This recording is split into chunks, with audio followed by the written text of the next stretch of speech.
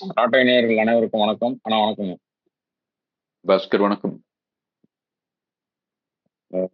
நாம இப்போ இந்த சமீப சீசன் காலங்கள்ல செய்த சீசன்லயே இது பெரும் விவாதத்துக்கு மட்டும் இல்ல, மக்கள் மத்தியில நிறைய போய் சென்று சேர்ந்திருக்கு. கல்வி நிலையங்கள்ல ராட்டை சார்ந்து பள்ளிக்கூடங்கள், கல்லூரிகள்லாம் மாணவர்கள்கிட்ட காட்டுறாங்க. அப்புறம் நம்ம ரத்தனம் மாரி நபர்கள் யுபிஎஸ்சி தேர்வு எழுதக்கூடிய, டிஎன்பிஎஸ்சி தேர்வு எழுதக்கூடியவங்களுக்கு ஒரு ரிசோர்ஸா பார்க்குறாங்க ராட்டை மீடியாவ. நம்ம ராட்டை வீல் பாட்காஸ்ட்லாம். அந்த வகையில கல்விப்புலத்துல வேலை செய்யற ஒரு மகிழ்ச்சியும் இருக்கு. இப்போ ஜிஎம்ஓ பத்தி 4 எபிசோட் பேசியிருக்கோம். ஒரு அறிமுகம், அதற்கு பிறகு தமிழ்நாட்டில் நடந்தது, தேசிய அளவில் நடந்தது, இந்திய அரசாங்கத்துல ஜுடிஷியல் பார்ட் அண்ட் ரெகுலேஷன்ஸ், இப்படி ஒரு ஒரு ப்ராடர் செக்ஷன்ல ஜிஎம்ஓ பேசிட்டோம். இன்னைக்கு நம்ம ஒரு நிறைவு பகுதியில் இருக்கோம். அதனால 2 ஏரியா தொட்டு பேசலாம்னு யோசனை இருக்கு. ஒண்ணு, உற்பத்தியாளர்களாக இருக்கக்கூடிய விவசாயிகள், அதுல மிக பங்காற்றக்கூடிய நுகர்வோர், இவர்களுடைய வாழ்வாதாரத்தை இது எப்படி பாதிக்குது, பொருளாதாரம், சமூக நீதி, இந்த ஏரியாவை தொட்டு பேசணும்னா கிட்டத்தட்ட ஜியோமா பத்தின ஒரு ஒரு முழு பார்வை பார்த்துருக்கோம் தான் சொல்ல முடியும். பட் அதுக்கு என்ன செய்யணுங்கிறதையும் சேர்த்து பேசலாம்னு தோணுது. ஏன்னா நிறைய முன்னெடுப்புகள் எடுத்திருக்காங்க. இன்னைக்கு தமிழகத்துல எப்படி இந்தியாவில் ஜியோமுக்கு எதிராக ஒரு கோயிலேஷன் இருக்கோ, அது மாதிரி தமிழ்நாட்டில் அது மாதிரி ஒரு கோயிலேஷன் மாதிரி நிறைய அமைப்புகள் சார்ந்து முன்னெடுப்புகள் எடுத்து பேசி முதல்வருக்கான கடிதம் எழுதி அங்கே திருமண பிரச்சாரம்னு இறங்கியிருக்கிறாங்க. இந்த வேலையில அதையும் சேர்த்து பேச வேண்டியிருக்கு. அதனால இது ஒரு லைவ்லிவுட் ஆஸ்பெக்ட்லயும் என்ன நம்ம செய்யலாங்கிறதையும் பார்க்கலாம். நிச்சயமா. ஒண்ணு லைவ்லிஹுட்ல நேரடியாக பாதிக்கிறது அப்படின்னு பார்த்தோம்னா விதைகளுடைய விலை. விவசாயிகளுக்கு விதைகளுடைய விலை அப்படின்றது நேரடி பாதிப்பு. நேர்முகமாக என்ன, பிடி பருத்தி வந்த புதுசுல மிகப்பெரிய விவாத பொருளானது அதுதான். பருத்தி விதை 1 கிலோ விதை 50 ரூபாய்க்கு விற்பனையாகி கொண்டிருந்த நேரத்துல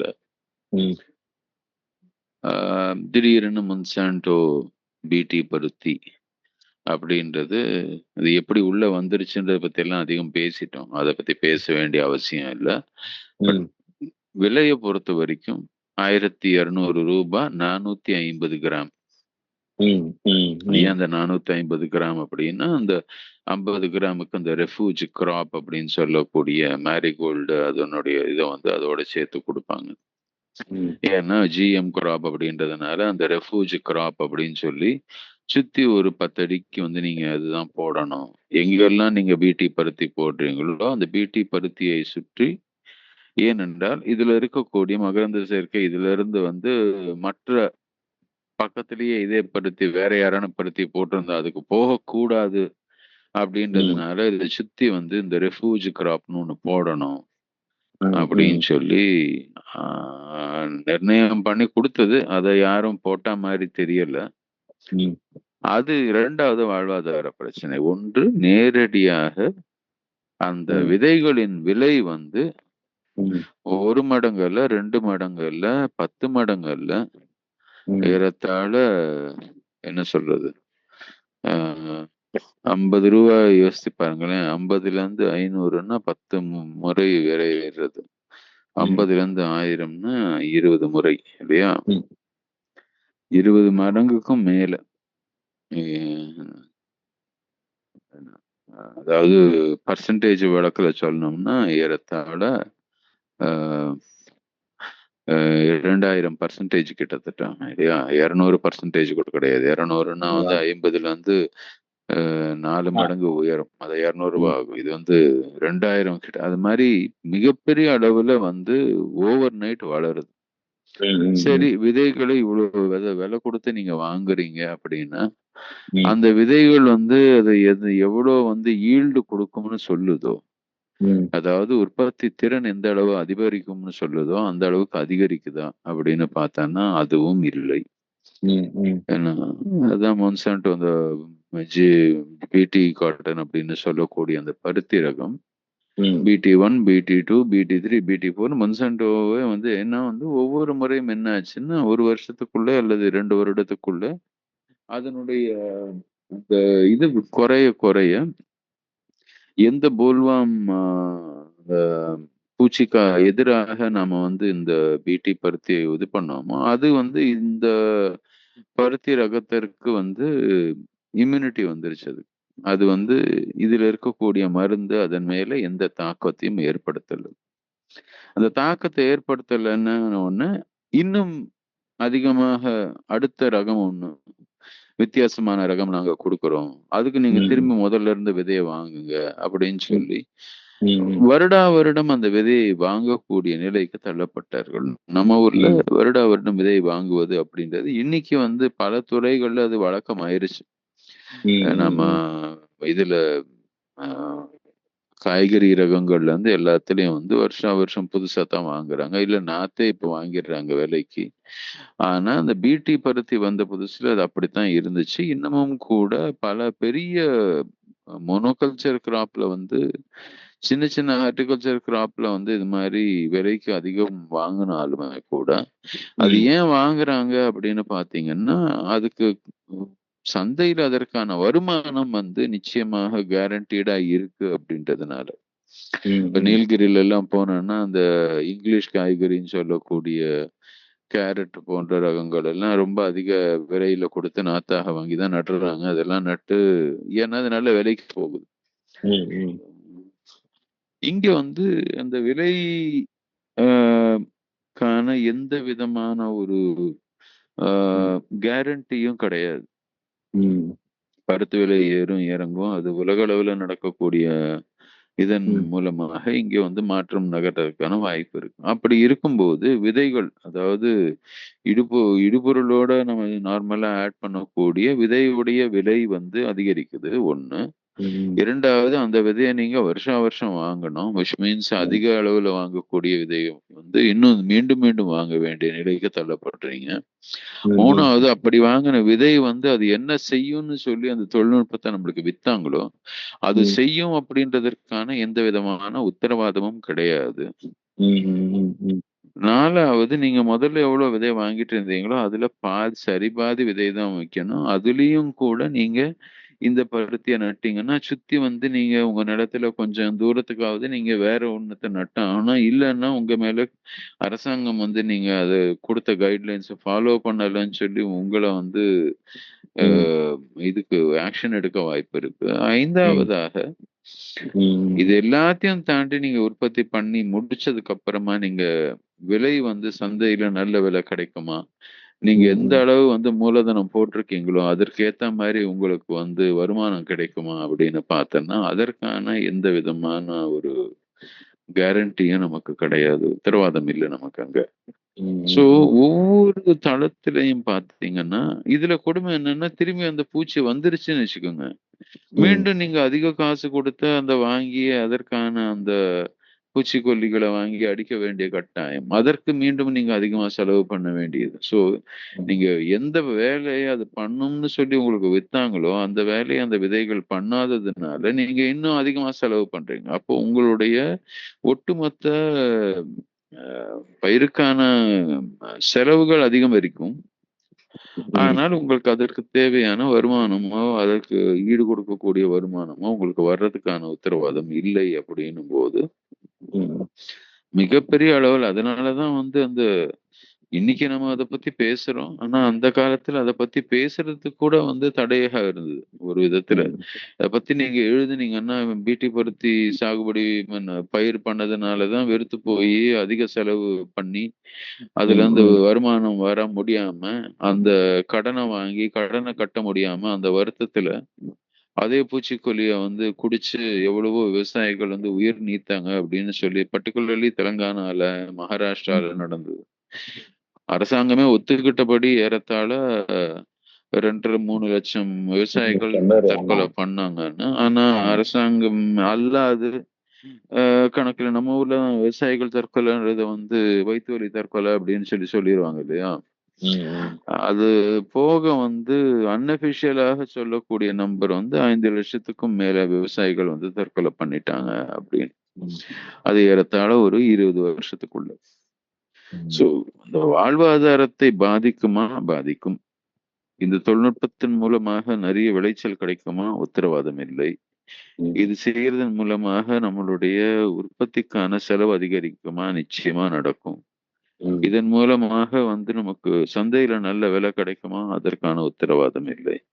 ம், அப்போ எதுக்காக வேண்டி இந்த தொழில்நுட்பத்தை எடுத்துட்டு வந்தாங்க? இதனால என்ன பயன்? இதனால யாருக்கு பயன் அப்படின்னு பார்த்தோம்னா, முழுக்க முழுக்க கம்பெனிகளுக்கு தான் பயனுமே தவிர, ம், ம், விவசாயிகளுடைய வாழ்வாதாரத்துக்கு எந்த விதமான ஒரு கேரண்டி, உத்தரவாதம் கிடையாது. ம், ம், இதுதான் நம்ம பிடி பருத்தியில நம்மளுடைய மிகப்பெரிய படிப்பினையா இருக்கு. இதுதான் இன்னி வரைக்கும் லீகலாக அரசாங்கத்தால் அனுமதிக்கப்பட்ட ஒரே ஜிஎம் இது பிடி பருத்தி தான். அதனால அதனுடைய உதாரணத்தை வச்சுதான் நம்ம பேசியாக வேண்டி இருக்கு. ம், இப்ப ம், இவங்க திரும்பி ஒவ்வொரு முறையும் எப்படி பிடி பருத்தி வந்தபோது அதை ம், அறிமுகப்படுத்தும் போது இது நீங்க போட்டீங்கன்னா உங்க உற்பத்தி திறன் 10 மடங்கு உயரும். உங்களுடைய செலவு எவ்வளவு அதிகமானாலும் அதை விட இன்னும் 20 மடங்கு உங்களுக்கு லாபம் கிடைக்கும். அது இதுன்னு என்னென்னலாம் விளம்பரம் பண்ணி வித்தாங்களோ ம், அதே விளம்பரம் இன்னைக்கு அரிசிக்கும் சொல்றாங்க. அதே ம், விளம்பரம் தான் கடுகுக்கும் சொன்னாங்க. அதே விளம்பரம் தான் நம்ம இதுக்கும் கத்திரிக்காய்க்கும் சொன்னாங்க. ம், சோ ம், விளம்பர யுக்திகள் இந்த கம்பெனிகளை பொறுத்த வரைக்கும் மாறவே கிடையாது. ம், ம். செலவு குறையும், வருமானம் அதிகமாகும். கேரண்டீடா உங்களுக்கு வருமானம் இப்ப நீங்க அதிகமாகும், வருமானம் உற்பத்தி சொல்லும் அதிகம். போதுதான் இன்னொருத்தரை நம்ம கேள்வி கேட்க தவறிடுமான்னு தோணுது. ம். இப்போ ஒவ்வொரு முறை மேனிஃபெஸ்டோ மாதிரி பிரதமர் மோடி அவர்கள் சொல்றது என்னன்னா, விவசாயிகளுடைய வருமானத்தை இரட்டிப்பாக்குவது என்பது இந்த ஆட்சியினுடைய அடிப்படை நோக்கங்கள்ல ஒண்ணு அப்படின்னு நிறைய இடங்கள்ல பேசியிருக்காரு. ம். ஆனா இது வரைக்கும் கொண்டு வந்த எந்த ஸ்கீமும் பாதியா குறைச்சிருக்குன்னு தான் எனக்கு தோணுதே தவிர, ஃபுட்டோடைய டீஃப்ளேஷன் தான் நடந்துகிட்டே போகுது இந்தியால. விலை குறைஞ்சிட்டே போகுது. அந்த பிரைஸ் ஏறவே விட மாட்டேங்கிறாங்க. அப்படி இந்த தொழில்நுட்பமெல்லாம் விவசாயிகள எந்த அளவுக்கு, அதாவது எக்ஸ்டர்னல் இன்புட் கூடுறதன் மூலமாக வர்ற இழப்பு சீடு வழியா பார்த்தோம். அதுக்கு போடக்கூடிய இடுபொருட்கள் வழியாக பார்க்குறோம். வேதி இடுபொருட்கள் வழியாவும் இத பார்க்குறோம். ஆனா விளைச்சல்னு அந்த ஏரியாவ நம்ம இந்த பொருளாதார ரீதியாக இதை நம்ம இன்னும் கொஞ்சம் இந்த சீசன்ல கொஞ்சம் இந்த எபிசோட்ல கொஞ்சம் விரிவா பார்க்கணுமோன்னு தோணுது. என்னன்னா, அரிசி என்பது இந்தியாவில் அது அ யுனிவர்சிட்டி டெவலப்டு பண்ணதா இருந்தாலும் சரி, மக்கள் கிட்ட இருக்கக்கூடிய உள்ளூர் ரகமா இருந்தாலும் சரி, நம்மட்ட சர்ப்ளஸ் ஆக்சுவலா. ம். ஸ்டேபிள் ஃபுட்டுன்னா கூட சர்ப்ளஸ்ல தான் இருக்கு அது. காலாகாலமா. நம்மாழ்வார் ரொம்ப கேலி கிண்டல் பண்ணுவாரு. அ குடோன் குடோன்ல இருக்கக்கூடிய அரிசிய பிரிச்சு குடுத்தாலே போதும். நமக்கு பஞ்சம் பட்டினி கிடையாதுன்னு கேட்டாக்கா, உச்சநீதிமன்றம் சொல்லுது. அது கொள்கை முடிவுகள். அதுல தலையிட முடியாதுன்னு சொல்லுது. அப்படின்னு கேலியே பண்ணுவாரு பல இடங்கள்ல, மேடைகள்ல. அந்த அளவுக்கு ம். சர்ப்ளஸா இருக்கக்கூடிய ஒரு பொருள, அதற்கு இணையாக இன்னொரு பொருள உற்பத்தி பண்ணி, மேலும் அது விளைச்சல் ரீதியா அதிகப்படுத்தினாலும் சரி, எது பண்ணாலும் விவசாயிக்கு உபரி அதிகமாகி விலை தான் குறையும்ன்றது ஒரு சாதாரண ஒரு பொருளாதார கால்குலேஷன் கூட இல்லாமயே இந்த ஒரு ரிசர்ச் நடந்திருக்கும். இதுக்கு பாராளுமன்ற ஒப்புதலோ அல்லது ஜிஏசி கமிட்டி ஒப்புதல்லாம் யோசிக்கும் பொழுது, பொருளாதார ரீதியாக இத பார்க்கவே இல்லையோ! இல்ல வெளியில இருந்து அவங்களுக்கே பெரிய நெருக்கடி தராங்களோன்னு கூட தோணுது. அப்போ விவசாயிகளுடைய வருமானத்த ரெட்டிப்பு பண்ணதுக்காக இந்த ஆட்சிக்கு சொன்னவங்க, இத ஒத்துக்கிறதுன்றது ஒண்ணுக்கு ஒண்ணு முரண் கருத்து மாரி படலையா? அவங்களுக்கே இது ஒரு அபத்தமும், முரணும் சேர்ந்ததா இல்லையா இதுன்னு தான் தோணுது. அது அந்த ம். வியூல பார்க்கணும்னு நெனைக்கிறேன் நானு. இந்த இடுபொருட்கள் ஒரு பக்கம், விதையோட விலை, அதுக்கு பிறகு வேதி இடுபொருட்களுடைய விலையெல்லாம் இது கூடி ஒரு வருமானத்த குறைக்க போகுதுங்கிறது இருக்கு. எக்ஸ்டர்னல் ம். இன்புட்ல வர லாஸ் அது. நான் சொல்றது சர்ப்ளஸ்ல வர லாஸ் கணக்கே பண்ண மாட்றோம் நம்ம.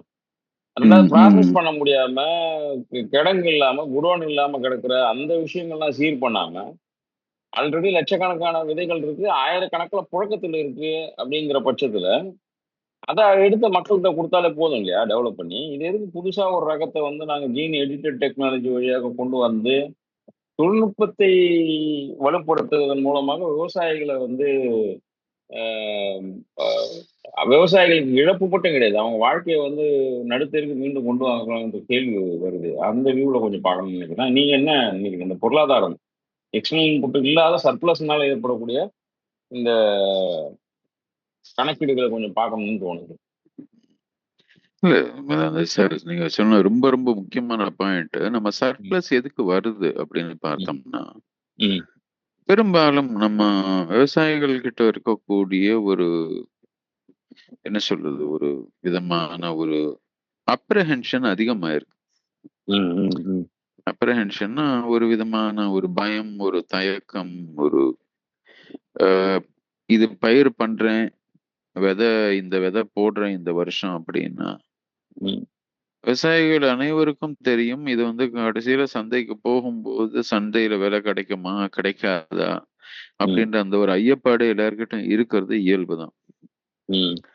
ஆனா இப்போ இந்த முன்னாடி இல்லாதது இப்போ இருக்கிறது என்னன்னு பாத்தீங்கன்னா, முன்னாடி உங்களுக்கு ஏதோ ஒரு இந்த சீசனுக்கு அரசாங்கம் ஒரு புது ஒரு விவசாய பல்கலைக்கழகம் புது ரகத்தை வெளியிடுதுன்னு வச்சுக்கோங்களேன். அந்த விதை தான் கிடைக்கும் அவங்களுக்கு அப்படின்னா, எல்லாரும் அந்த விதைய போடுறாங்க, இவங்களும் போடுறாங்க. அதுல இருந்து ஒரு அரசுடைய கிடங்குல எடுத்துட்டு போய் விக்கிறாங்க. முடிஞ்சு போச்சு, வெளில வந்துட்டாங்க.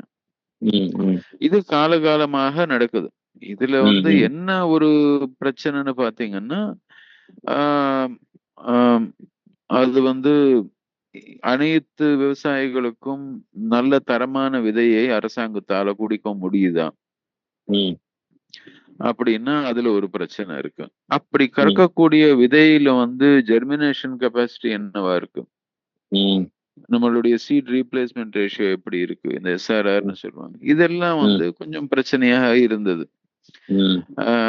எல்லா பயிர்கள்லயும் அரசாங்கத்தால தரமான விதைகளை வருஷா வருஷம் விவசாயிகளுக்கு கொடுக்க முடியல அப்படின்றதுதான் நிதர்சனம், ஒரு அளவுக்கு மேல.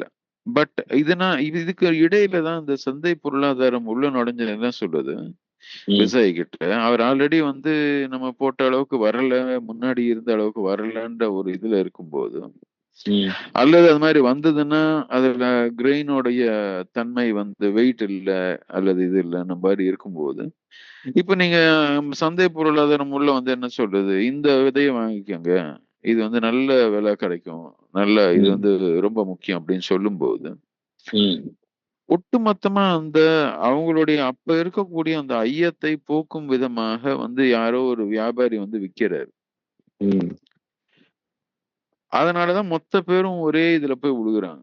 பல நேரங்கள்ல ஒரே விஷயத்த சில இடங்கள்ல நீங்க வேற எதுவும் பண்ண முடியாது. இப்ப நீங்க தஞ்சாவூர் பக்கம் போனீங்கன்னா டெல்டாவில் நெல்லு தான் வைப்பாங்க. ஏன்னா அந்த பகுதியில நெல்லுக்கான உகந்த மண்ணு, அந்த தண்ணியில நீங்க அதான் செய்ய முடியும், அது வேற.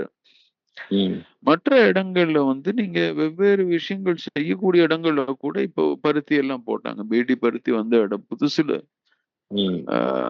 மானாவாரியாக இருந்த ஒரு பருத்திய நம்ம முழுக்க முழுக்க இரிகேட்டட் இடங்கள்ல எடுத்துட்டு போய் கூட போட்டாங்க. சோ அப்படி இருக்கக்கூடிய அந்த இதுல சர்ப்ளஸ் வருது. நீங்க சொன்ன அந்த சர்ப்ளஸ் அரசாங்கமே வாங்கி நெல் வாங்கி அதை எக்கச்சக்கமா கோடவுன்ல வச்சு, அந்த கோடவுன்ல வச்சு உளுத்து போகுது. ஏன் உளுத்து போகுது, அந்த அரிசியை நீங்க பஞ்சத்துல இருக்கக்கூடிய மக்களுக்கு கொடுக்க கூடாதா அப்படின்னு கேட்கும்போது, இல்ல மார்க்கெட்ல இலவசமா கொடுத்து நாங்க இது பண்ண முடியாது, அது சர்வதேச இதுல கட்டுப்பாட்டுக்கு எதிரானது அப்படின்ற மாதிரி, அதாவது கடல்லையாவது கொட்டுவோம், ஆனா நாங்க அந்த அரிசியை மக்களுக்கு இலவசமா கொடுக்க மாட்டோம்னு ஒரு பீரியட்ல ஒரு ஆர்குமெண்ட் வந்துச்சு. அதைத்தான் நம்மால் சொல்லியிருப்பாரு. அது ஒரு 10 வருஷம் முன்னாடி இருக்கும்னு நினைக்கிறேன். 10-12 வருஷத்துக்கு மேல அது பழைய ஒரு ஆர்குமெண்ட். அது அந்த விஷயத்தான் நீங்க இப்ப சொன்ன அந்த விஷயம், அந்த அந்த ஒரு காலகட்டத்துலதான் ஐயா பேசும்போது சொல்லியிருப்பாரு. பட் அது ஒரு விதத்துல அந்த சர்ப்ளஸ் பத்தின நம்ம புரிதலே ரொம்ப, அதாவது இந்தியாவுடைய ஃபுட் வேஸ்ட்னு எடுத்துட்டீங்கன்னா போஸ்ட் ப்ரொடக்ஷன் வேஸ்ட்னு சொல்றோம் இல்லையா. போஸ்ட் ப்ரொடக்ஷன்னா நம்ம களத்துல விளைஞ்ச ஒரு பொருளை களத்துல இருந்து எடுத்துட்டு ஒரு கிடங்குல வச்சு, கிடங்குல இருந்து எடுத்துட்டு கடைசியா உபயோகத்துக்கு உபயோகம் ஆன பிறகும் வேஸ்ட் ஆகுது இல்லையா. அந்த போஸ்ட் ஹார்வெஸ்ட் லாஸ் அப்படின்னு சொல்றது இந்தியாவுல கிட்டத்தட்ட 30% உற்பத்தியான உணவு அது மாதிரி போகுது அப்படின்னு சமீபத்துல கூட ஒரு இத பத்தி விஷயம் தெரிஞ்ச ஒரு சர்வதேச நிபுணர் என்கிட்ட பேசும்போது சொன்னாங்க. ம். இந்த லாஸ் வந்து மிகப்பெரிய ஒரு இழப்பு. நமக்கு வந்து ஆக்சஸ் இல்ல, பல பேருக்கு அஃபோர்டபிலிட்டி இல்ல, ஆக்சஸபிலிட்டி இல்ல அப்படின்னு சொல்லும்போது, ம். இன்னொரு பக்கம் வந்து நம்ம இந்த லாஸும் பார்க்கிறோம். ம். அப்போ ம். நம்ம மக்கள் அனைவருக்கும் உணவு கொடுக்க முடியுமா அப்படின்னா, ம். ம். நீங்க ஐயா சொன்ன மாதிரி நம்ம அந்த லாஸ் ஆகாம தடுத்து அந்த மிச்சம் விஷயத்த அந்த சர்ப்ளஸ வந்து ரீடிஸ்ட்ரிபியூஷன் பண்ணாலே நமக்கு வந்து அஹ், அஹ், எல்லாருக்கும் உணவு உத்தரவாதம் அரசாங்கத்தால அளிக்க முடியும். ம். ம்.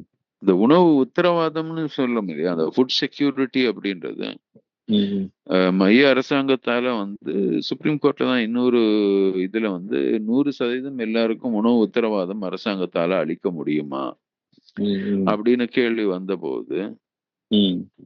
கிராமப்புறத்தில் இருக்கக்கூடிய 75% இருக்கும் மக்களுக்கும், நகரப்புறத்தில் இருக்கக்கூடிய 40-45% மக்களுக்கும் மாத்திரம்தான் அரசாங்கத்தால உணவு உத்தரவாதம் அளிக்க முடியும்.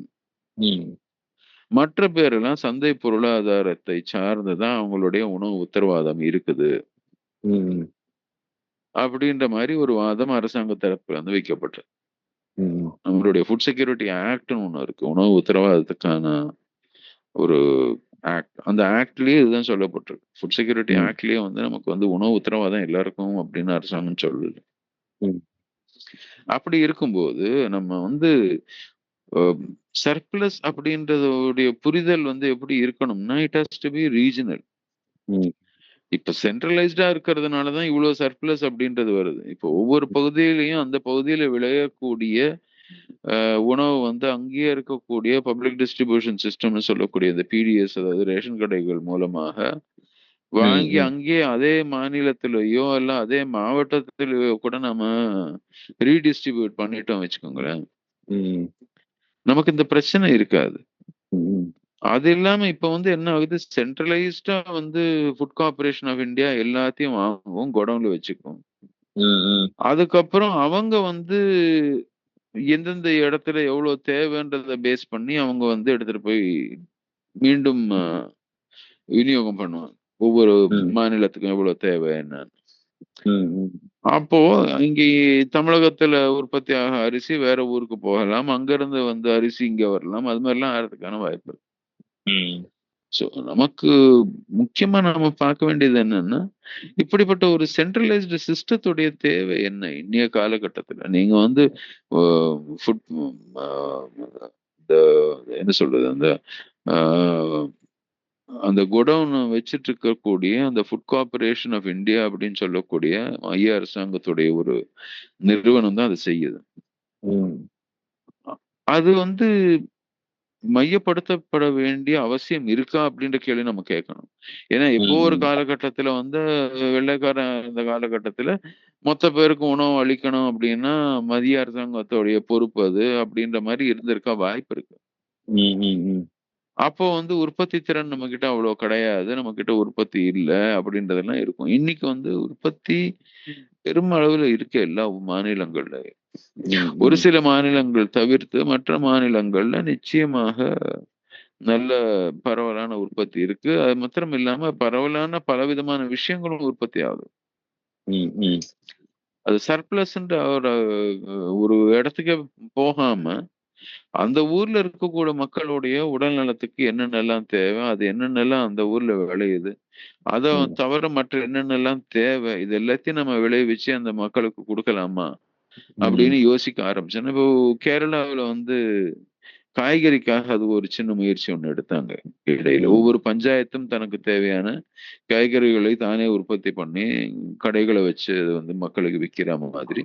அதுல ம். இந்த ரசாயன உரங்கள் எதுவும் போடாம பண்ற மாதிரி மாதிரி ரசாயனம் இது பூச்சி மருந்து அடிக்காம பண்ற மாதிரி. ம். அப்போ அது மாதிரி இருக்கும்போது தான் சர்ப்ளஸ் இல்லாம இருக்கும். இப்போ வந்து என்ன பண்றாங்கன்னா, இப்போ நீங்க மைய அரசாங்கம் சொல்லும்போது, ஒன்றிய அரசாங்கம் சொல்லும்போது சில இடங்கள்ல சொல்லுவாங்க, பஃபர் ஸ்டாக் வச்சுன்னு இருக்கோம். அடுத்த ம். வருஷம் விளைச்சல் குறைச்சலா போச்சுன்னா கூட இந்தியா முழுக்க வந்து டிஸ்ட்ரிபியூட் பண்ற அளவுக்கு நாங்க பஃபர் ஸ்டாக் வச்சிருக்கோம் அப்படின்னுவாங்க ம். சில சமயம். ம். அது எதுக்கு சொல்றாங்கன்னா, இப்போ உங்களுக்கு எவ்வளவு தேவையோ மக்கள் எல்லாருக்கும் அது ம். மாதிரி நான் 2 மடங்கு 3 மடங்கு நான் எக்ஸ்ட்ரா வச்சுட்டு இருக்கிறேன். அதான். அப்போ அந்த பஃபர் ஸ்டாக் வச்சிருந்து என்ன பிரயோஜனம்? ஏன்னா இது வந்து நீங்க மையப்படுத்தும் போதுதான் உங்களுக்கு வந்து பஃபர் ஸ்டாக் வைக்கணும். இன்னும் அதிகப்படுத்திட்டே போகணும் உற்பத்திய. இன்னும் அதிகப்படுத்தி வந்து பத்திரமா வச்சுக்கணும். இது எப்படின்னா அது என்ன சொல்றது? ம். ம். அதாவது அந்த 60கள்ல அந்த ஷிப் டு டேபிள் அந்த இது சொன்னாங்க இல்லையா? ஃபேமஸ் கதை ம். ஒண்ணு. ம். நம்ம எல்லாருக்கும் சொல்லப்பட்டது. அந்த அவமானப்பட்டோம் நாங்கள். அந்த அவமானத்தை போக்குவதற்காகத்தான் நாங்க வந்து உற்பத்தி திறன்ல இவ்வளவு வேலை பண்ணோம். ம். ம். அமெரிக்கா வந்து இந்த நமக்கு அந்த வீட்டு கொடுத்துச்சு ம். ம். அப்படின்னு அந்த ஒரு அதுதான் திருப்பி திருப்பி சொல்லுவாங்க. அதுக்கப்புறம் தான் வந்து பசுமை புரட்சி வந்தது அப்படின்ற அந்த ஒரு பசுமை புரட்சியை நியாயப்படுத்துவதற்கு அதற்கு முன்னாடி நடந்த அந்த பஞ்சத்தை வந்து வச்சு சொல்லுவாங்க. ம். ம். ம். பட் அந்த காலம் முடிஞ்சு போச்சு. அதற்காக நீங்க ஏதாவது 1960ல உங்களுக்கு சாலைகள் அதிகமாக இல்லை ரோட்ல. ம். ம். நம்ம நகரங்கள்லயே உங்களுக்கு தார் போட்ட ரோடு ரொம்ப குறைச்சலா இருந்திருக்கும். ம். மண் ம். ரோடுகள் அதிகமா இருந்திருக்கும் 60கள்ல. அதனால நீங்க செருப்பு போடாம நடந்திருப்பீங்க. உங்களுக்கு கால் நல்லா பெருசா ஒண்ணும் இதே இருக்காது. உங்களுக்கு அந்த காலகட்டத்துல செருப்போட அவசியம் இல்லாம கூட நிறைய பேர் இருந்திருக்கலாம். ஆனா அதனால நீங்க வந்து இன்னைக்கும் நான் வந்து செருப்பு போட்டுட்டு வந்து போகாம நடப்பேன் அப்படின்னு நீங்க சொல்லலைல்ல. ம். நம்ம ஒவ்வொன்னுத்துக்கும் ஒவ்வொரு இது பண்றோம். ம். அப்படி இருக்கும்போது காலகாலத்துக்கு ஏத்த மாதிரி மாத்திட்டே இருக்கிறோம்ல. இன்னைக்கு வந்து பருவநிலை மாற்றத்தினால அவனுக்கு விவசாயிக்கு இருக்கக்கூடிய பிரச்சனை வேற இன்னைக்கு. ம். ம். சோ அன்னைக்கு ஒரு தொழில்நுட்பம் இருந்துச்சு. அந்த தொழில்நுட்பத்தை நாங்க வந்து இது பண்ணோம். இன்னைக்கு வந்து அதே மாதிரி நாங்க செய்வோம் அப்படின்னு நாம சொல்ல வேண்டிய அவசியம் இல்லை அப்படின்றது தான் நான் நினைக்கிறது. ம். அது மாதிரி பண்ணும்போது தான் அந்த மோனோகல்ச்சர் கிராப், சர்ப்ளஸ், சென்ட்ரலைஸ்டு வேர் ஹவுசிங் அதெல்லாம் அதிகமாகும் போது நமக்கு சர்ப்ளஸ் அதிகமாகும். ஏன் சர்ப்ளஸ் அதிகமா உற்பத்தி செய்யணும்? ம். அதான் அந்த கேள்விதான். உங்களுடைய எப்படியாவது மக்களுக்கு செய்யணும். உங்களுக்கு தேவையான அளவு நீங்க உற்பத்தி பண்ணிட்டீங்கன்னா, உங்களுக்கு தேவையான எல்லா விஷயத்தையும் நீங்க உற்பத்தி பண்ணிக்கலாம். நீங்க வந்து ம். ஒரு விஷயம், 2 விஷயம் உங்க ஊர்ல உற்பத்தி பண்ணிட்டு, மற்ற ம். விஷயங்கள் பக்கத்து ஊரு, மற்ற விஷயங்கள் அது பக்கத்து ஊரு. ஏன் அப்படி செய்யணும்? ம். இது இன்னொன்னு. மாத்திரம் இல்ல. இன்னொன்னு இதுல பிரச்சனை இருக்கு. இந்த டிஸ்ட்ரிபியூஷன்லயும் பிரச்சனை இருக்கு. இப்ப நம்ம ஊர்ல ஒருத்தர் வந்து தக்காளி உற்பத்தி பண்றாருன்னா, அவர் வந்து பக்கத்துல இருக்க சந்தையில தான் அவர் சின்ன விவசாயியா இருக்கிற வரைக்கும், ம். தானே நேரடியாக விற்பனை பண்ணக்கூடிய விவசாயி இருந்தாருன்னா, அவர் வந்து தன்னுடைய தோட்டத்துல அன்னைக்கு பறிச்ச தக்காளியோ, அந்த ஊர்ல இருந்து சந்தைக்கு போற ஒரு வண்டியில மத்த விவசாயிகளோட சேர்ந்து இவரும் வந்து ஒரு 4 கிரேட்டு, 10 கிரேட்டு போட்டு ம். எடுத்துட்டு ம். போறாரு, விக்கிறதுக்கு போறாருன்னா, ம். ம். ம். அதே நேரத்துல ஒரு மிகப்பெரிய ஒரு வியாபாரி ம். மகாராஷ்டிரால வந்து தக்காளியை இதை விட ஒரு 10 ரூபாவோ 15 ரூபாவோ கம்மி விலையில வாங்கி ம். பெரிய லாரி முழுக்க எடுத்துட்டு வந்து இதே விவசாயி எந்த சந்தையில விக்கிறாரோ அந்த சந்தைக்கு வந்து தள்ளுறாருல. ம். ம். ம். அப்போ என்ன ஆகுது? இந்த சந்தையை வந்து இவரு பண்ற தக்காளியும் அந்த தக்காளியும் சேர்த்து ஓ ம். இன்னைக்கு மார்க்கெட்ல சர்ப்ளஸ் அதிகமா வந்திருக்கு அதனால விலையை குறைச்சு கேட்போம் அப்படின்னு வாங்குறவங்க எல்லாம் குறைச்சு வாங்குவாங்க. ம். ம். ம். மகாராஷ்டிரால இருந்து வர்றவரால வந்து ஏன்னா அவர் வியாபாரி. ஆமா அந்த வியாபாரி வந்து இன்னைக்கு ஒரு நாள் வந்து குறைச்சு வித்துட்டு நாளைக்கு அதிகமா வித்து வேற ஒரு இடத்துல அவர் காசு பண்ணிக்க முடியும். ம். ஆனா நம்ம ஒரு விவசாயிக்கு வந்து நஷ்டம். ம். சரிங்களா? நான் மகாராஷ்டிரான்றது உதாரணத்துக்கு சொல்றேன் இங்க. சரிங்க. ஆனா ம். சந்தைய பொறுத்த வரைக்கும் அன்னைக்கு சந்தையில சர்ப்ளஸ் வந்துருச்சு அப்படின்னு ஒரு ஆர்டிபிஷியலா ஒரு இமேஜ் ஒண்ணு உருவாக்கப்படுது. ம். உண்மையில அது ம். சர்ப்ளஸ் கிடையாது. நீங்க ம். இந்த ம். ஊர்ல எவ்வளவு தேவையோ அந்த ஊர்ல தேவையான அளவு அந்த ஊர்ல ஒரு விவசாயி உற்பத்தி பண்றாரு அப்படின்னா அது அந்த ம். ஊருக்கு மாத்திரம் இருக்கும்போது போரும். இப்ப நம்ம என்ன ம். ம். பண்றோம் யார்கிட்ட அதிகமா காசு இருக்கோ அவர் ம். வந்து ரொம்ப குறைச்ச விலையில எங்கேயோ எதையோ ஒண்ணு வாங்கி எடுத்துட்டு வந்து எல்லா ஊர்கள்லயும் எங்கெங்கெல்லாம் அதுக்கு விற்பனை ஆகுமோ அந்த எல்லா இடங்கள்லயும் அதை எடுத்துட்டு வந்து அவர் தள்ள முடியும். ம். ம். உள்ளூர் ஆட்களை காலி பண்ண முடியும். அப்போ என்ன சொல்றோம்னா அதிகம் விளைச்சல் அப்படின்றது வியாபாரிகளுக்கு தான் வந்து லாபத்தை அதிகமாக்குமே தவிர ம். விவசாயிகளுக்கு அதுல இருந்து வர்றதுக்கான வாய்ப்புகள் கம்மி. இது இது இப்போ ஒரு ஆஸ்பெக்ட்னா, இப்போ நம்ம கல்ச்சரல் ஆஸ்பெக்ட்ல ஒரு டைவர்சிட்டி அழிச்சிரோங்கிறதையும் தாண்டி, ஃபார் எக்ஸாம்பிள் வந்து இப்ப நமக்கு வந்து நம்பிக்கை எப்படி இருக்குன்னு நமக்கு தெரியல. இது வந்து ஜீன் எடிட்டிங் டெக்னாலஜி மட்டும் தான் சொல்றாங்க. இப்போ பூரி ஜெகநாதர் கோயில்ல படைக்கிறாங்க, திருப்பதியில படைக்கிறாங்க, திருவண்ணாமலையில கூட இரவு நேரங்கள்லயோ, பகல்லயோ படைக்கிறாங்க. இந்த மாரி மத நம்பிக்கைகளும், இறை நம்பிக்கையும் உள்ளவர்களுடைய வாழ்க்கையில அரிசிங்கிறது, உணவுங்கிறது மிகப்பெரிய பங்கு வகிக்குது. ம். அதுல தொழில்நுட்பத்தை கொண்டு வரும்போது, இன்னைக்கு இன்னைக்கு நான் வந்து எங்க ஊருக்கு என் சாமிக்கு நான் வந்து விளைவிச்சு கொடுத்தேன், ஒரு படியாவது கொடுத்தேன் அப்படின்னு ஏதோ ஒண்ணு இருக்கும். இல்ல தானம் போட்டேன், தர்மம் போட்டேன்னு இருக்கும் இல்லையா? ம். கல்ச்சரல் ஆஸ்பெக்டே பார்க்க வேண்டியிருக்கோன்றதையும் நான் கவனிக்கிறேன். ஏன்னா முழுக்க முழுக்க அரசியல், பொருளாதாரம் மட்டும் பேசும்போது, இந்த பண்பாட்டு நகர்வுகளை நம்ம பல நேரங்களில் பேச தவறிடுறோம். ம். நம்பிக்கையற்று இருக்கிறதுனால தவிர்க்கிறாங்களான்னு தெரியல. ஆனா அவர்களுடைய நம்பிக்கையும் முக்கியம்னு நினைக்கிறேன். அது ஜிஎம்ஓவுக்கே அந்த கேள்வி நம்ம எழுப்புறோம். இப்ப ஜீன் எடிட்டிங் மட்டும் தான் இருக்கு. வேற்று உயிர்கள் அதை நம்ம பண்ணல அப்படின்னு நம்ம சொல்றோம். நாளைக்கு நம்பர் வச்சு இப்போ இப்போ ஃபார் எக்ஸாம்பிள் வந்து இன்னைக்கு வந்து ஒரு கருப்பு கவுனியோ அல்லது சீரக சம்பாவோ ஏதோ ஒண்ணுன்னும் போது அதுக்கு ஒரு ஒரு ஒரு நிலம், ஒரு மொழி, ஒரு மக்களுடைய வாழ்வியல், நம்ம அடிக்கடி நம்ம நான் சொல்லிட்டு இருக்க மாதிரி எபிஸ்டாமாலஜி இருக்கும். ம். அதை இழப்போமோ இதுல அப்படிங்கிற கேள்வியே யாருக்கும் வர்றதில்லை பொதுவாக இதுல வேலை செய்யறவங்க கூட. இப்போ இந்த எபிஸ்டாமாலஜி ஆஸ்பெக்ட்ல இந்த காக்னிட்டிவ் ஜஸ்டிஸ் ஆஸ்பெக்ட்ல இது என்ன மாதிரியான பாதிப்புகள் ஏற்படுத்தும்னு நம்ம யோசிக்கணும்னு பேசணும் மக்களோட. ஏன்னா இன்னைக்கு இருக்கிற நபர்கள் நிறைய யோசிக்கிறவங்க இருக்காங்க.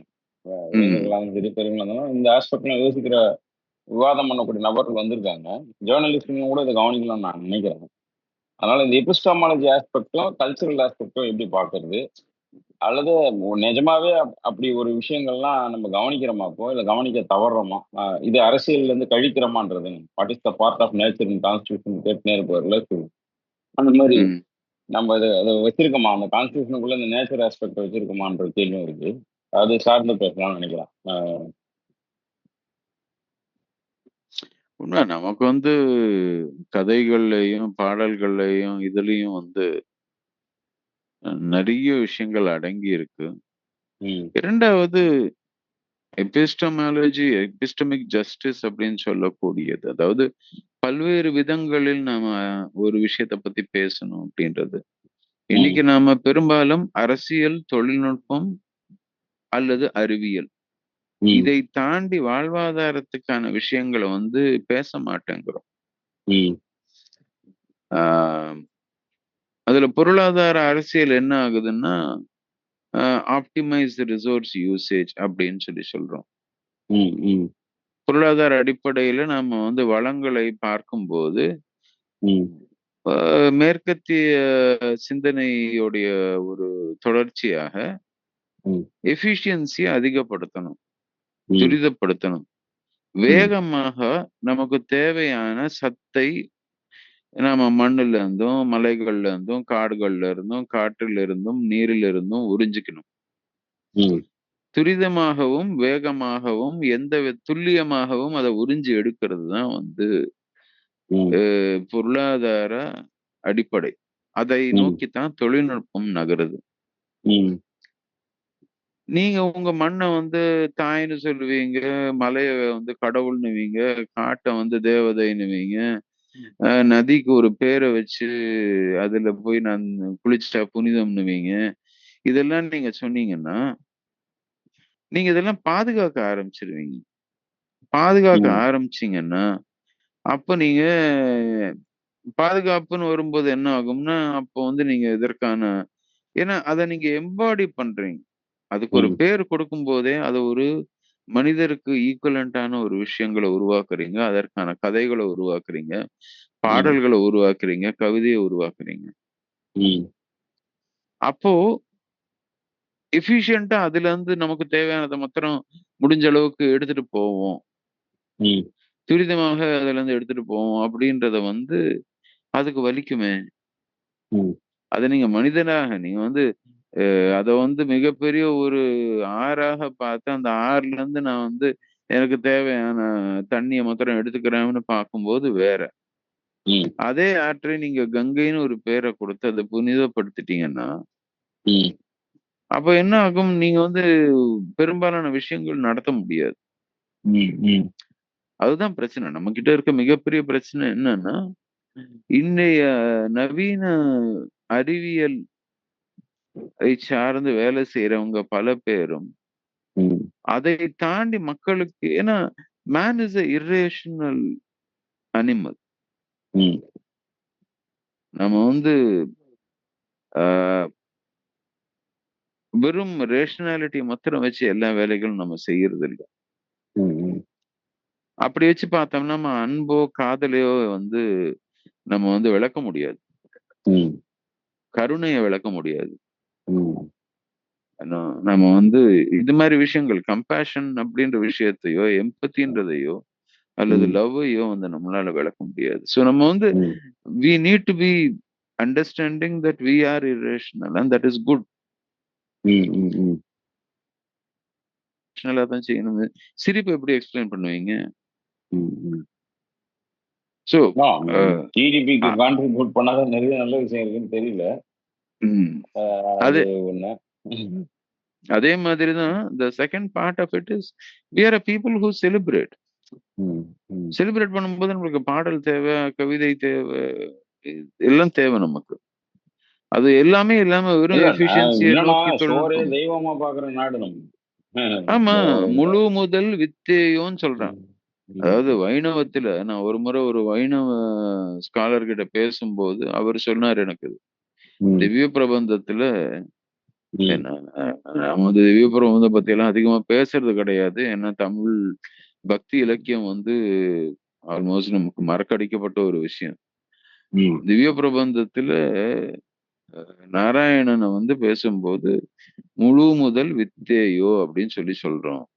ம், நாங்க வந்து விதைய வந்து கடவுளா பார்க்கிறோம், நாராயணனா பார்க்கிறோம் அப்படின்னு ஒரு இந்த பிரபந்தம் படிக்கக்கூடிய ஒரு பண்டிதர் ஒருத்தர் எனக்கு ஒரு முறை சொன்னார். ம், அப்போ நீங்க உங்க கடவுளை வந்து நீங்க விதையா பார்க்கும்போது, அந்த விதைய நான் வந்து மாத்துறேன். ம், என்னுடைய அறிவியல் பிரகாரம் அத இன்னும் துரிதப்படுத்துறேன். நான் ம், இன்னும் வேகப்படுத்துறேன். அதை வந்து ம், அதனுடைய விளைவுத்திறனை அதிகப்படுத்துறேன் அப்படின்னு நீங்க சொல்லும்போது, நீங்க ம், என் கடவுளையே வந்து நீங்க மாத்தி அமைக்கிறேன்னு சொல்லி சொல்றீங்க. ம், கடவுள வச்சு அரசியல் பண்றதும், கடவுள மாத்தி அமைக்கிறேன்னு சொல்றதும் ரொம்ப வித்தியாசமானது கிடையாது. ம், ம், அதுதான் அது. அது ம், அரசியலுக்காகவோ, பொருளாதாரத்துக்காகவோ வந்து நாம் கடவுளாக வணங்கக்கூடிய விதையை ஒருத்தன் வந்து நான் இஷ்டத்துக்கு மாத்துவேன்னு சொல்லும்போது, அதை எதிர்க்கக்கூடிய அந்த உணர்வு மக்கள் மத்தியில வர்றது இயல்பாக வரக்கூடியது.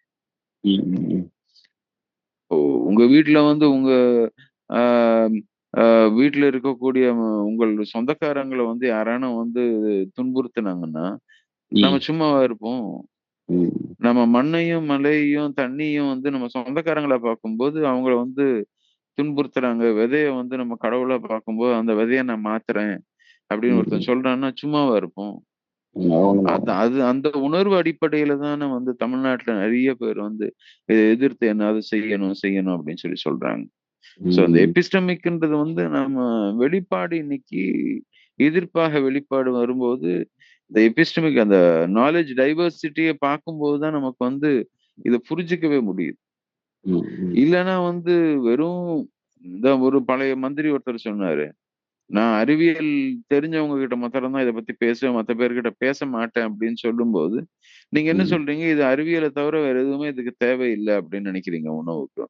உணவுக்கு ம், அறிவியல் மாத்திரம் தான் தேவைன்னா எல்லாருக்கும் கேப்சூல் குடுத்துட்டு போலாமே! ம், தேவையான அளவு. நீங்க எதுக்கு உணவுன்னு ஒண்ணத்த உற்பத்தி பண்ணணும்? எதுக்கு இவ்ளோ அத விதவிதமா சமைச்சு சாப்பிடணும்? ஒவ்வொரு பகுதியிலும் வெவ்வேறு விதத்துல அத ஏன் சமைக்கணும்? ம், அதற்கான ஒரு தனித்தன்மை இருக்குல்ல. அந்த தனித்தன்மைய கெடுத்து நான் வந்து அத துரிதப்படுத்துறேன்னு சொல்றதுக்கு யாருக்கும் அது நீங்க ம், அறிவியல் பேசினாலும், பொருளாதாரம் பேசினாலும், எத பேசினாலும் அதுக்கு உங்களுக்கு வந்து உரிமை கிடையாது. மக்களுடைய உரிமை அது. ம், ம், அதாவது ஃபுட் செக்யூரிட்டின்னு சொல்லும்போதே, அ அந்த ஃபுட் அண்ட் அக்ரிகல்ச்சர் ஆர்கனைசேஷன் சொல்லக்கூடிய ஐநாவுடைய நிறுவனம், அவன் ம், வந்து கல்ச்சுரலி அப்ராப்ரியேட்ன்னு டிஃபைன் பண்ணியிருப்பான். ஃபுட் செக்யூரிட்டிய பத்தி டெஃபினிஷன்லயே ஏன்னா ம், making available food for everybody அப்படின்லாம் சொல்லிட்டு கடைசியில கல்ச்சுரலி அப்ராப்ரியேட்ன்னு சொல்லியிருப்பான். ம், கலாச்சார அடிப்படையில் அவங்களுக்கு உகுந்த அல்லது அவங்களுக்கு பழக்கப்பட்ட ஒரு உணவாக இருக்கணும் அப்படின்னு.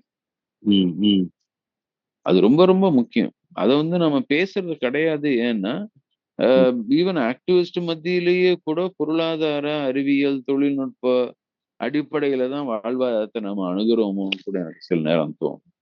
ம், கதைகளாகவோ, பாடல்களாகவோ, சொந்தக்காரங்களாகவோ நம்ம உணவை பத்தி நம்ம அணுகுறது கிடையாது அப்படின்றதுனால தான் இத பத்தி பேச மாட்டேங்கிறோம் அப்படின்னு தோணும். ம். இறுதியா நம்ம வந்து இப்போ இதுவரைக்கும் 2 ஆஸ்பெக்ட் லைவ்லிஹுட்டோடைய ப்ரொடியூசரை பார்த்தோம். கன்சியூமராக நமக்கு முன்னாடி இருக்கக்கூடிய பொறுப்புகள் என்ன?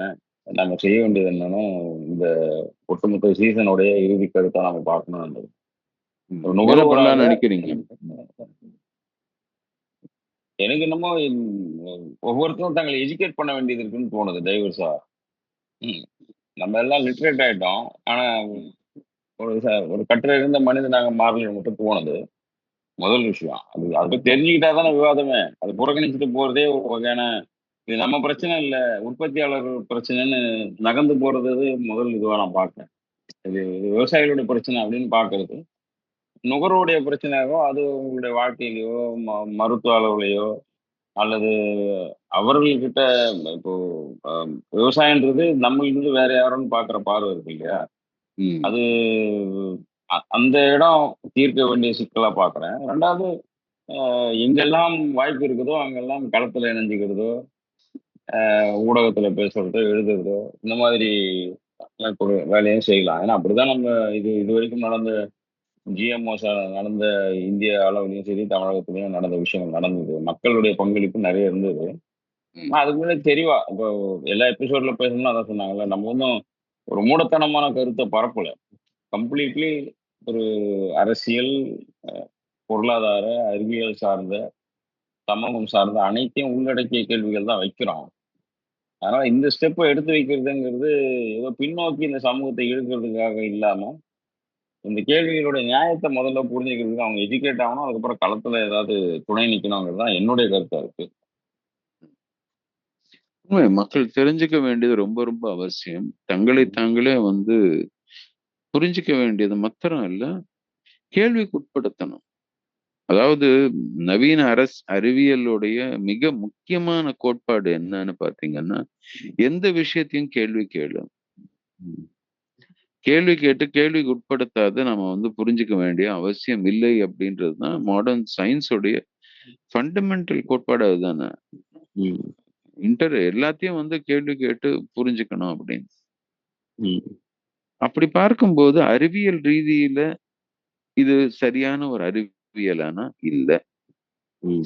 ஏன்னா வந்து மரபணுவுல வந்து நீங்க பிரெடிக்டபிளான ஒரு சேஞ்ச எடுத்துட்டு வர முடியும் அப்படின்னு இன்னி வரைக்கும் இதுல ஒர்க் பண்ண எந்த ஒரு விஞ்ஞானியும் ம், மொத்தமாக நமக்கு வந்து உத்தரவாதம் அளிக்க முடியாது. அப்போ it is hmm. Not a predictable science. ம். 2வது இது தொழில்நுட்பமா நீங்க மாத்தும்போது ம். Is it is a irreversible technology. ம். இத நீங்க வெளியில விட்டுட்டீங்கன்னா, அது எப்ப வந்து நீங்க ஃபீல்டு ட்ரையல்ஸ்ன்னு அன்னைக்கு செல்வம் பேசும்போது ரொம்ப அருமையா சொன்னாரு.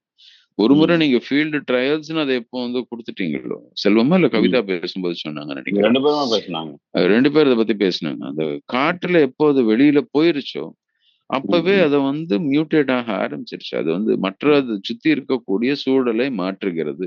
அத நீங்க ம். திரும்பி ரிவர்ஸ் பண்ண முடியுமா? மேபி ஒரு பல 100 ஆண்டுகளுக்கு அப்புறம் அது ரிவர்ஸ் ஆகலாம், ஆகாமலும் போகலாம். ஸோ ம். அஸ் டெக்னாலஜி இதன் மூலமாக நடக்கக்கூடிய அனைத்து அ தாக்கமும் நம்மளால பிரெடிக்ட் பண்ண முடியுமா? முடியாது. ம். ரிவர்சபிளும் கிடையாது. அதனுடைய ஒட்டுமொத்த இம்பாக்ட் எல்லாத்தின் மூலம் என்ன இருக்குன்றதும் சொல்ல முடியாது.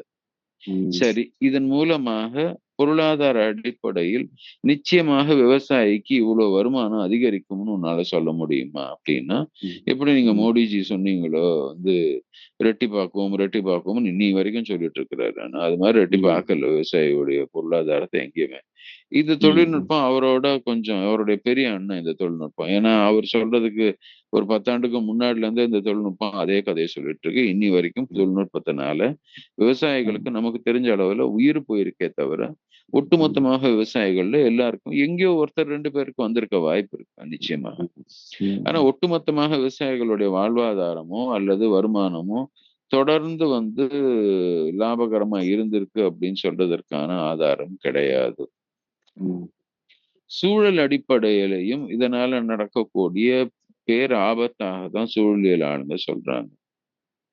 சோ நீங்க அறிவியல் அளவுல எடுத்தாலும், தொழில்நுட்பத்தை பார்த்தாலும், பொருளாதாரத்தை பார்த்தாலும், சூழலை பார்த்தாலும், சமூகத்தை பார்த்தாலும் எந்த தரவுலையும் உங்களுக்கு இதனால பயன் இல்ல அப்படின்னு தெரியுதுன்னா நீங்க ஒரு நுகர்வோரா உங்களுக்காவது சரி நீங்க ஒரு பயங்கர சுயநலம் பிடிச்ச ஒரு நுகர்வோரா இருக்கீங்கன்னு வச்சுக்கோங்களேன். இத பத்தியெல்லாம் எனக்கு கவலையே கிடையாதுங்க. எனக்கு குறைஞ்ச விலையில அதிகமா சாப்பிடுறது கிடைக்குமா அப்படின்னா அட்லீஸ்ட் அதனால உங்களுக்கு உங்களுடைய உடல்ல எந்த பிரச்சனையும் ஆகாம இருக்கணும்ன்ற அளவுக்காவது அக்கறை இருக்கணும் இல்லையா? அதாவது தெரிஞ்சுக்கணும். அதுக்கும் எந்த விதமான உத்தரவாதமும் கிடையாது. சோ உங்களுக்கு நல்லதே இல்லாத ஒரு விஷயம் மற்ற யாருக்குமே நல்லது இல்லைன்னும் போது அதை பத்தி நீங்க புரிஞ்சுட்டு நீங்க கேள்வி கேட்டா தானே சமூகத்துல ஒரு அக்கறையுள்ள பொறுப்புள்ள ஒரு நபராக நம்ம மாற முடியும். சோ ஒவ்வொரு நுகர்வோரும் தான் சாப்பிடக்கூடிய உணவு எங்கிருந்து வருது, அந்த உற்பத்தியில என்னென்ன பிரச்சனைகள் இருக்கு, அது தான் உண்டதன் மூலமாக நமக்கு உண்மையிலேயே அது கொடுக்கக்கூடிய சத்துக்கள் அனைத்தும் கொடுக்குதா இல்லையா, இதை பத்தின கவலை இருக்கிறவங்க, பர்டிகுலர்லி சின்ன குழந்தைங்க வீட்டுல வச்சுட்டு இருக்கிறவங்க நிச்சயமா கவலைப்பட ஆரம்பிக்கணும். இது வரைக்கும் கவலைப்படலன்னு. ஏன்னா பிள்ளைகள் பிறக்கும் போதே வரக்கூடிய பிரச்சனையை தாண்டி அவங்களுக்கு உடல் அளவுல நிறைய பிரச்சனைகள், நாம குழந்தையா இருக்கும்போது நமக்கு இல்லாத பிரச்சனைகள் இப்ப இருக்கக்கூடிய தலைமுறைக்கு பாக்குறோம். வரக்கூடிய சந்ததியினருக்கு இன்னமும் அதிக பிரச்சனைகள் வர்றதுக்கான வாய்ப்பு இருக்கு. அவர்கள் நலனுக்காகவாவது நுகர்வோர் நிச்சயமாக அக்கறை எடுத்து பேசு பொருளா மாத்தணும். எங்கேயா நான் யாரானும் இதை எதிர்த்து நாங்க போராட்டம் பண்றோம், அரசு அனுமதி வாங்கி நாங்க இந்த ஒரு கவன ஈர்ப்பு ஒரு போராட்டம் நடத்துறோம் அப்படின்னா கூட போய் நிக்கணும். அல்லது ஒரு பெட்டிஷன் சைன் பண்ணுங்க, முதலமைச்சருக்கு எல்லாரும் கடிதம் எழுதுங்கன்னு யாராவது கேட்டானா எழுதணும். உங்களுக்கு எவ்வளவு நேரம் ஆக போகுது? அதுக்காக உங்க பேரை இணைச்சு நீங்க எழுதுறேன் அப்படின்னு எழுதி ஒரு பிரிண்ட் அவுட் எடுத்து அனுப்புறது, அந்த அளவுக்கு குறைஞ்சபட்சம் மக்களால என்ன செய்ய முடியுமோ, தனிநபராகவோ குடும்பமாகவோ சின்ன சின்ன குழுக்களாகவோ அல்லது ஒரு இயக்கமாகவோ ஒரு நிறுவனமாகவோ அல்லது ஒரு சமூகமாகவோ நம்மளால என்ன செய்ய முடியுமோ நாம அதுல பங்கெடுக்கணும். அது மாதிரி செய்யறவங்களோட இணைஞ்சு செயல்பட முற்படணும். அந்த அளவுக்கு முயற்சி நம்ம எல்லாம் எடுக்கணும் அப்படின்றதுதான் இறுதியாக நான் சொல்லப்படுறேன்.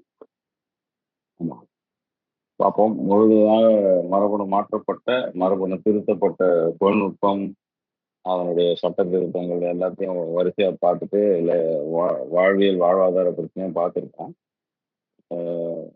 எல்லா தரப்பினரும், ஆய்வாளர்கள், கல்வியாளர்கள், விவசாயம் செய்யறவங்க, நுகர்வோராக இருக்கிறவங்க, ஊடக நண்பர்கள் எல்லாருமே சேர்ந்து இதுக்காக வேலை செய்ய வேண்டியிருக்கு. ஆனா அடிப்படையில் அறிவியலின் அடிப்படையில் தான் மருத்துவ சொல்லியே கூட சொல்றோம். இந்த தொழில்நுட்பத்தை தான் நம்ம எதிர்க்கிறோமே தவிர அதுல ஏதோ இது அறிவியலுக்கு எதிராக பேசப்படுகிற மூடத்தனம் அப்படின்ற இடத்துல பேச அதுக்குதான் இவ்வளவு விளக்கம் நம்ம பேசியிருக்கோம். அதற்கான தரவுகளையும் நாங்கள் இந்த டிஸ்கிரிப்ஷன்ல இணைக்கிறோம். இந்த முறை வாசிக்க விருப்பம் இருக்கவங்க பகிர்ந்துக்குங்க. நன்றி. மீண்டும் ஒரு புதிய சீசன்ல சந்திப்போம். நன்றி, வணக்கம்.